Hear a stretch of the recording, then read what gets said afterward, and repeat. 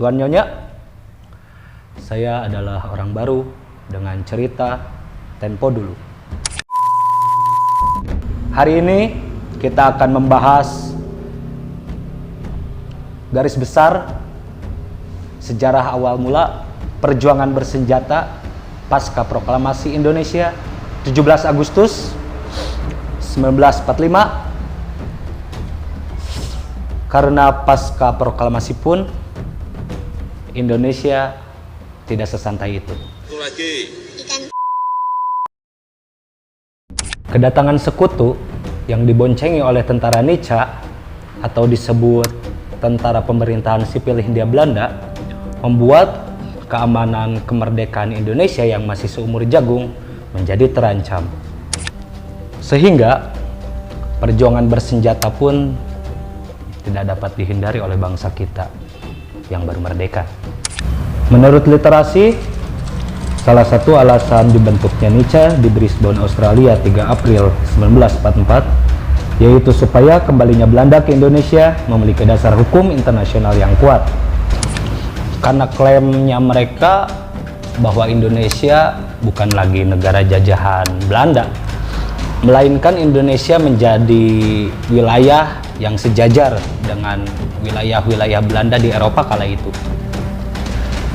Sehingga dunia internasional pun mengakui pada akhirnya bahwa Indonesia adalah termasuk wilayah pemerintahan Belanda. Cara yang sangat cerdik, bukan? Kapan, di mana, siapa saja, dan bagaimana itu bisa terjadi?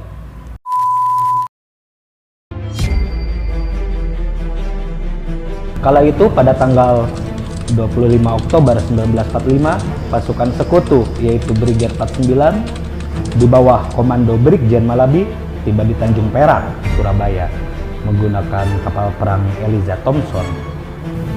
Alih-alih menyepakati hasil perundingan bahwa sekutu dan Nica tidak akan mengganggu kedaulatan RI, mereka malah mulai menduduki tempat-tempat strategis di sana seperti kantor radio, stasiun kereta api, lapangan terbang, kantor pos, dan objek vital lainnya. Sehingga rakyat Surabaya pun geram dan mulai menyerang balik bersama TKR atau disebut Tentara Keamanan Rakyat, sekarang disebut TNI.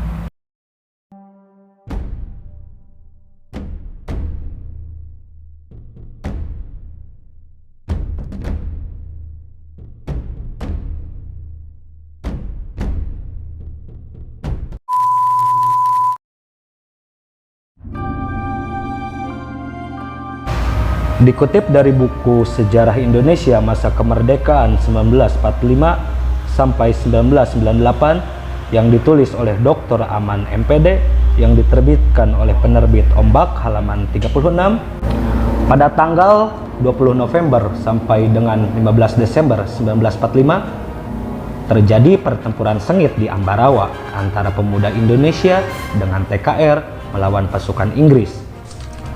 Peristiwa ini dipicu ketika pasukan sekutu mendarat di Semarang pada tanggal 20 Oktober 1945. Mereka diperbolehkan untuk mengurus tawanan perang yang berada di penjara Ambarawa dan Magelang.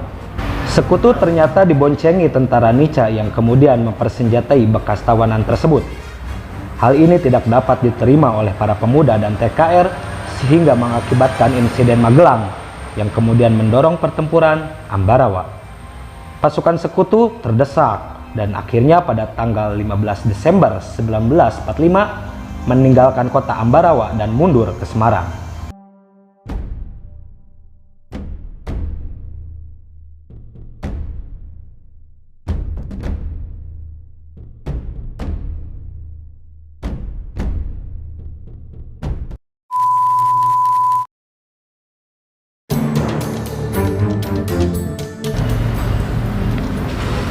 Pada tanggal 9 Oktober 1945, sekutu mengutus Brigjen Kelly dan mendarat di Medan.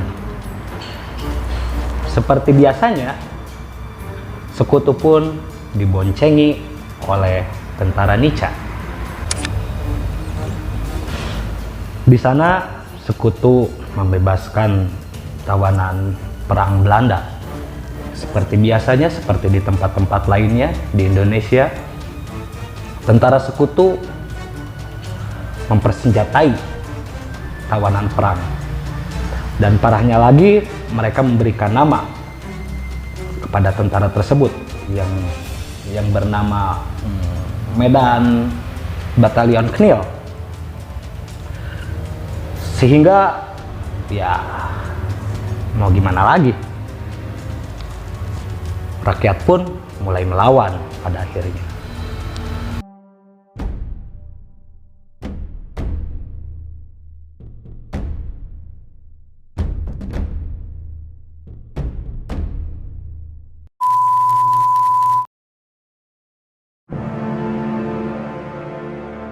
Di Bandung, perlawanan rakyat Indonesia terhadap sekutu Danica pun tidak kalah seru, malah lebih berapi-api ya. Tepatnya pada tanggal 12 Oktober 1945, sekutu mengirim Brigjen McDonald untuk terjun ke Kota Kembang. Dan disinilah awal ceritanya. Sekutu membebaskan tawanan perang Belanda dan memaksa bahwa senjata yang dimiliki warga sipil hasil rampasan perang melawan tentara Jepang harus diserahkan kepada mereka. Akibatnya, perlawanan tanggal 21 November 1945 pada malam hari dimulai. 3 hari setelahnya, Brigjen McDonald marah dan memberikan ultimatum kepada Gubernur Jawa Barat saat itu untuk mengosongkan Bandung Utara dan tentara yang ada di sana keluar dari Bandung. Inilah puncak kesalahan Brigjen McDonald yang membuat TKR dan BRI, Barisan Rakyat Indonesia, menggila dan mendorong mereka untuk melancarkan operasi Bumi Hangus di Bandung yang dimulai pada tanggal 23 Maret 1946 yang kita kenal sebagai Bandung Lautan Api hari ini.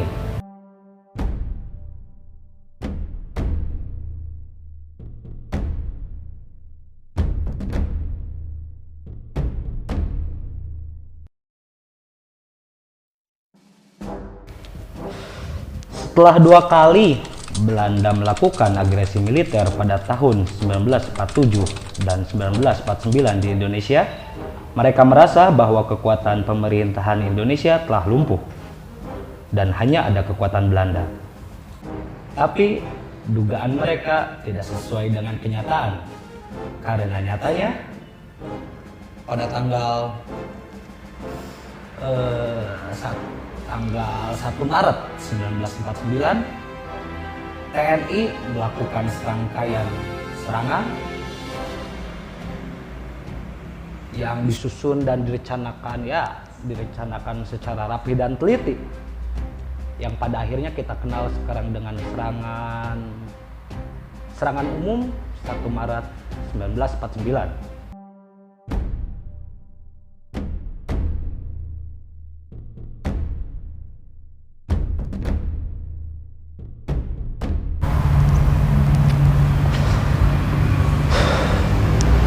Tuan Nyonya yang terhormat, sebetulnya masih banyak lagi serangkaian perlawanan yang dilakukan oleh bangsa kita pasca proklamasi